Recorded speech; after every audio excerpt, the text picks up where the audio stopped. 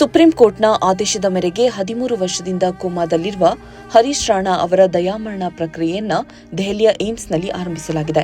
ಚಂಡೀಗಢ ವಿಶ್ವವಿದ್ಯಾಲಯದಲ್ಲಿ civil engineering ಪದವಿ ಪಡೆಯುತ್ತಿದ್ದಾಗ PG ವಸತಿ ಗೃಹದ 4ನೇ ಮಹಡಿಯ ಬಾಲ್ಕನಿಯಿಂದ ಬಿದ್ದು ತಲೆಗೆ ತೀವ್ರ ಗಾಯಗಳಾಗಿ ಹರೀಶ್ ರಾಣಾ ಅವರು ಸುಮಾರು 13 ವರ್ಷದಿಂದ ಕೋಮಾದಲ್ಲಿದ್ದರು. ಕಳೆದ ಬುಧವಾರ ಅವರಿಗೆ ದಯಾಮರಣ ನೀಡಲು ಸುಪ್ರೀಂ ಕೋರ್ಟ್ ಅನುಮತಿಯನ್ನು ನೀಡಿತ್ತು. 13 ವರ್ಷಗಳಿಂದ ಕೋಮಾದಲ್ಲಿದ್ದ ಹರೀಶ್ ರಾಣಾ ಅವರಿಗೆ ದೆಹಲಿಯ ಏಮ್ಸ್ ಆಸ್ಪತ್ರೆಗೆ ಶನಿವಾರ ಸಂಜೆ ದಾಖಲಿಸಲಾಯಿತು. ಈ ಸಂದರ್ಭದಲ್ಲಿ ಮಗನಿಗೆ ಅಂತಿಮ ವಿದಾಯ ಹೇಳಲು ತಂದೆ ಅಶೋಕ್ ರಾಣಾ ಮತ್ತು ಅವರ ಪತ್ನಿ ಆಸ್ಪತ್ರೆಗೆ ಬಂದಿದ್ದರು.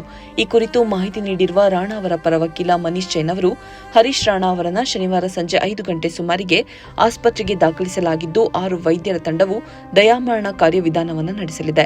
ಮೊದಲಿಗೆ ಅವರ ವೈದ್ಯಕೀಯ ತಂಡವು ಹಂತ ಹಂತವಾಗಿ ಜೀವರಕ್ಷಕ ವ್ಯವಸ್ಥೆಯನ್ನು ತೆಗೆದುಹಾಕಲಿದ್ದಾರೆ ಎಂದು ತಿಳಿಸಿದರು. ನ್ಯಾಯಾಂಗ ಇತಿಹಾಸದಲ್ಲೇ ಇದು ಐತಿಹಾಸಿಕ ನಿರ್ಧಾರವಾಗಿದೆ. ಇಂದು ಹರೀಶ್ ರಾಣಾ ಅವರ ಜೀವರಕ್ಷಕ ವ್ಯವಸ್ಥೆಯನ್ನು ತೆಗೆಯುವ ಮೂಲಕ ಗೌರವಯುತ ಸಾವನ್ನು ದಯಪಾಲಿಸಲಾಯಿತು.